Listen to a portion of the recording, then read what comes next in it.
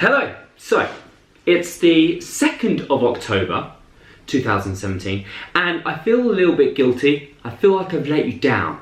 Back in July, I put out a tweet saying I'm doing a Q&A video, I would love to have your questions, and so many of you answered back with some fantastic questions and I never made the video. I'm making videos all the time and I'm putting out content, but the best way to get great content is to ask you what you want. And I had lots of these questions, and I've even been on a variety of trips that would have had this perfect opportunity for me to make this video, but I didn't do it. So today is a perfect opportunity for me to make this video and get these answers back to you. But I'm busy, I am training today. I'm starting day one of my Gym Fit 4 12-week program. It is exactly 3 months until Christmas Eve, and there is no better time than to start a 12-week program right now. I always get really motivated this time of the year because you just want to finish the year as strong as you can. I've just finished a massive Crockford sale and there's lots of new Crockford community members who are starting their 12-week program as well. But I am busy, I'm about to go to the gym, so I'm going to answer these questions as I go through my day. But let's crack on with the first one. So, have you always been a fit man, or did you just wake up one day and realise I need to do something for me, I need to change? Well, that's an interesting question because I have always been in health and fitness. I'll just give you a bit of background for me. I started in sports, mainly football and basketball. As I grew up, I was playing in sports, and then that gave me my interest into the gym, and it wasn't just about performing well, but I wanted to then start to look good. And then I was motivated to obviously be fit and strong for the sports, but then I was starting to get motivated as I was a teenager, thinking about looking good for the girls and for other things. All as one came together, and then gradually that progressed. I left the sports behind me and showed a massive interest in the gym overall. So over the course of 10 years, I have probably gone up and down in motivation at different times, but generally the motivation has stuck because I've always wanted to progress my fitness and progress my body. The most overwhelmingly most asked question was without a doubt motivation and how to stay motivated. And I wouldn't say I have it easy, but I have it easier than most, and that is that this is my life. Health and fitness is my life, and I'm living my passion. So it is easier to get up and just do it. However, the fact that this is my life, YouTube, Instagram, Facebook, I know that my motivation to you and my advice to you every single day is much better when I'm in my best shape, when I'm feeling my most positive and my most best. Let's play. So that's what motivates me. But if I had to give you one piece of advice, is remember how good it feels to feel healthy, to feel fit. How do you feel when you are at your best, when you've gone to the gym, when you've eaten a healthy meal, and how crap do you feel when you sit on your ass and do nothing, and when you eat shit?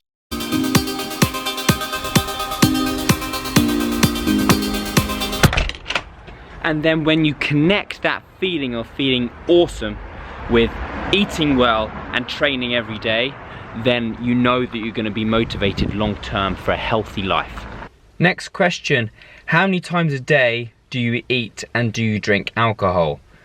I eat loads of times a day, and it changes all the time. I quite like tracking calories and my macros on an app called MyFitnessPal, so it ends up not really being how many meals I eat, but lots of snacks continuously. But with that being said, I have most commonly 3 or 4 main meals and then dotted snacks around in between all of those, like smaller snacks and protein shakes and protein bars around the main meals.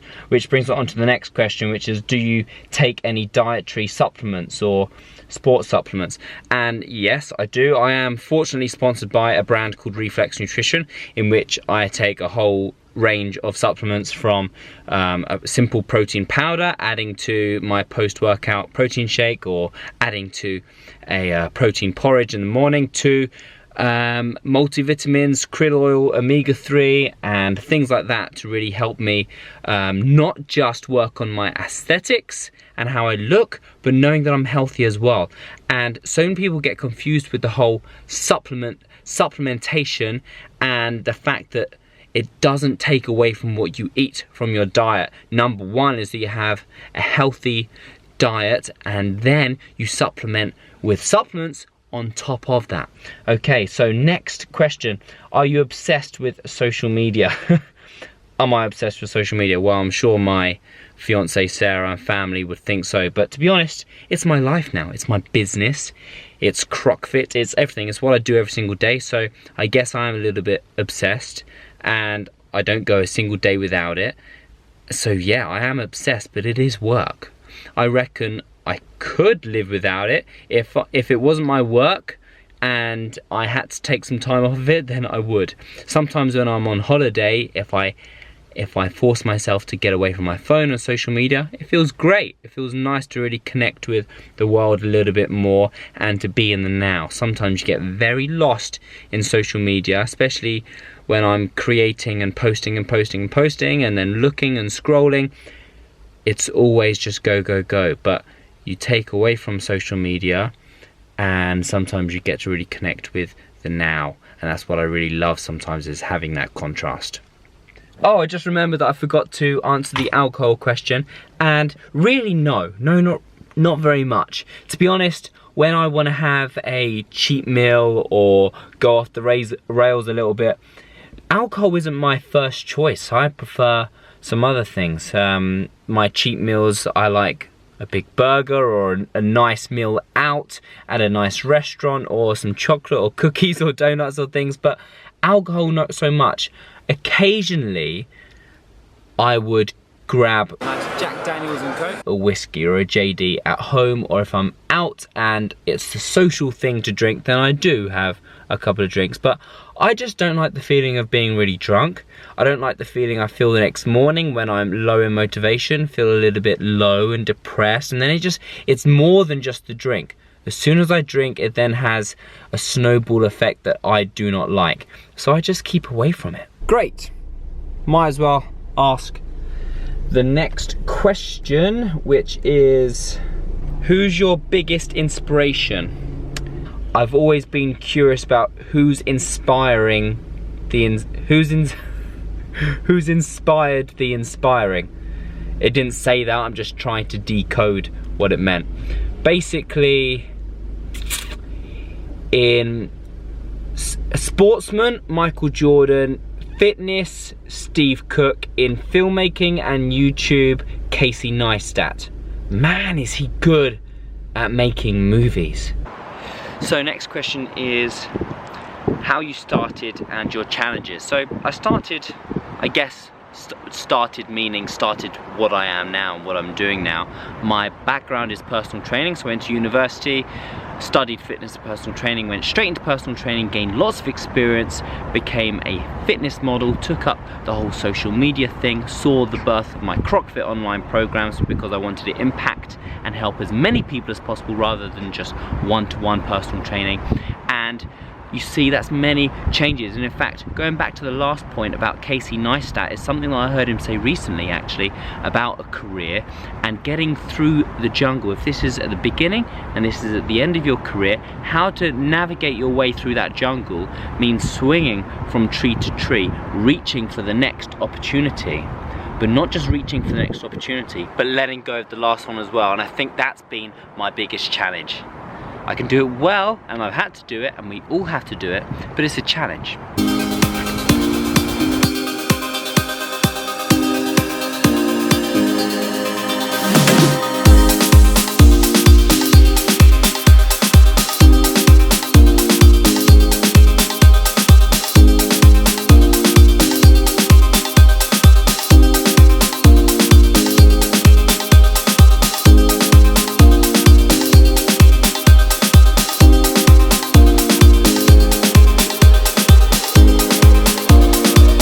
So first day of this Gym Fit 4 plan is a testing day, deadlift, squat and bench press. So let's get on to the next question, which is how long do you think it took you to genuinely start to change in your body when you first started? I'm a pretty impatient guy, and sometimes it can be pretty rough waiting for a change. At the beginning, when you first start, if you do everything right with training hard and you nail your nutrition and get your diet right, you will see very quick changes straight away. But if you really want the body that you're looking for, it's all about consistency. Sorry to bore you with the question, with the answer. You have to do it long period, especially when it comes to gaining muscle. It's not about a great workout or a few great workouts. It's week upon week upon month upon year. I've been lifting weights for 10 years now. It takes a long time to build muscle and keep it.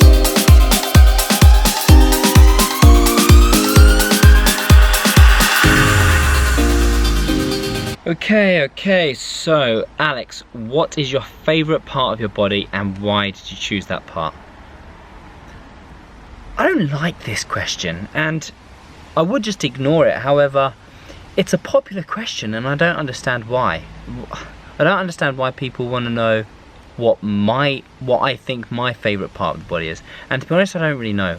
I'm always looking to improve everything bit by bit.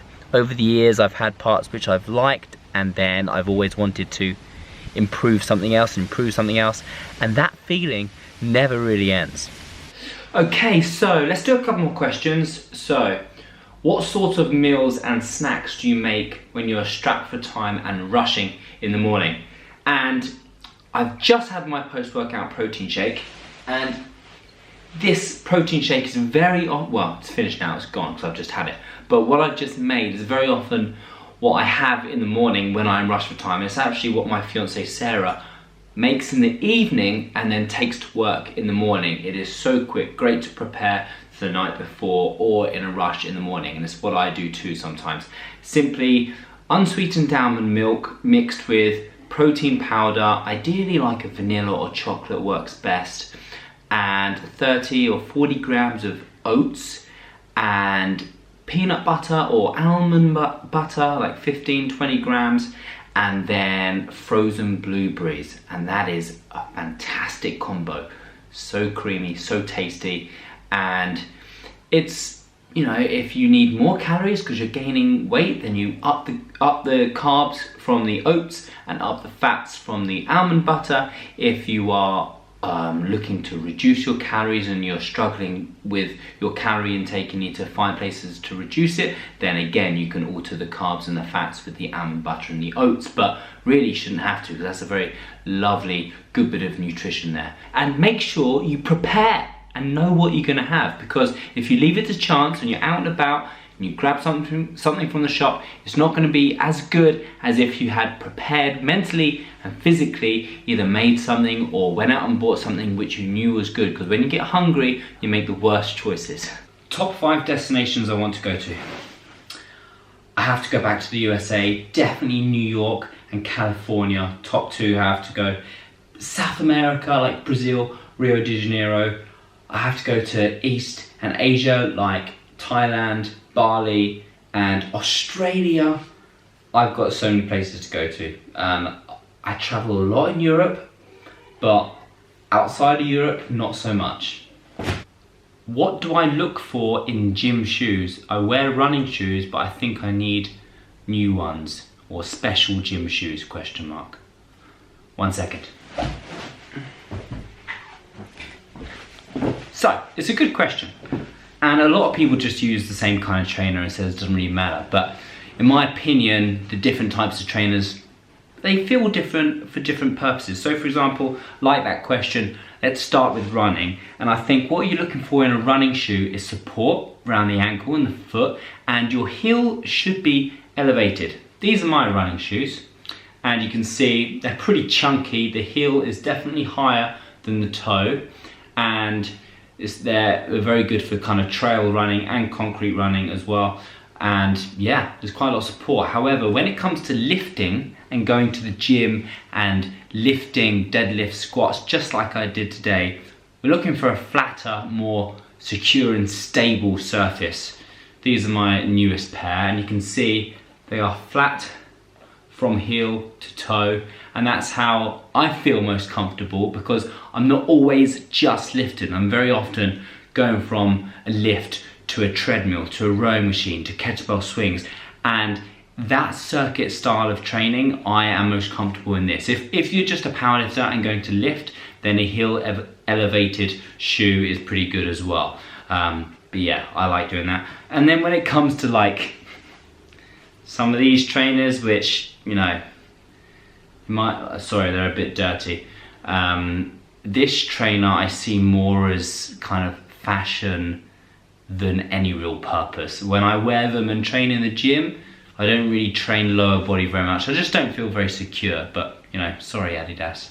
I mean, there are Adidas Ultra Boosts I've really enjoyed in the past, but especially running and like circuit training, but not these ones. Anyway, hope that answers your question. Okay, so we're gonna finish on this one. Were you always so upbeat and positive when you were younger?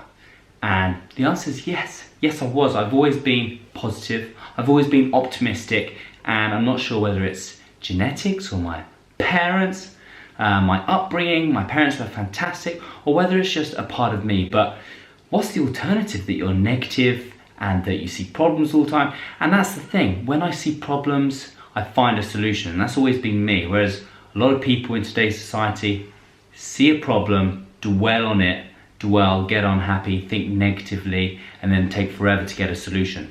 The quicker you make that gap between a problem and solution, the happier you'll be. And life is so much better when you're positive, life is so much better when you're happy, life is so much better when you smile.